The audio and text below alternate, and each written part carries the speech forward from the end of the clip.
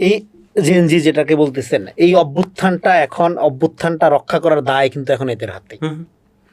কারণ অভ্যুত্থানের শক্তির নেতৃত্বে যারা ছিল তাদের মধ্যে দিয়ে একটা দল গঠিত হয়েছে, সেই দল নিয়েও কম বেশি বিতর্ক আছে, বিএনপি নিয়ে আছে, জামাত নিয়ে আছে, তাই না? তো কিন্তু অভ্যুত্থানের স্পিরিটটা তাই বলে তো নাই হয়ে যায় না। এটা আপনি আমি ধারণ করি, সাধারণ মানুষ ধারণ করে, যে আহত ছাত্রটা ধারণ করে, নিহতর ভাই বোন পরিবার ধারণ করে, তাই না?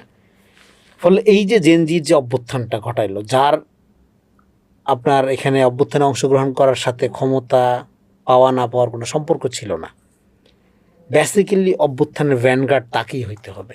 এই জন্য এই জেনজি, যেটাকে আপনি আপলিটিক্যাল বলতে চাচ্ছেন, আমি আর আপলিটিক্যাল মনে করি না, বরং অভ্যুত্থানের এই স্পিরিটটা বা অভ্যুত্থানের দায়টা তাকে তাড়া করে ফেলবে আজীবন, যদি এইটা পলিটিক্যালি এই দাবিটা বা এরকম একটা রাষ্ট্র যেটার জন্য এই আমাদের বাচ্চারা এইভাবে জীবন দিল, এইটা যদি ফুলফিল না হয়। ধরেন আপনার যে বন্ধু আপনার পাশে মারা গেছে আন্দোলন করতে গিয়ে, যে কারণে মারা গেছে, এইবার আপনি যদি ধরেন সেইটা মানে আবার আগের মডেলের একটা রাষ্ট্র চালাইতে দেখেন, দেখেও চুপচাপ থাকেন, সো আপনি তো আপনার বন্ধুর সাথে বেইমানি করলেন।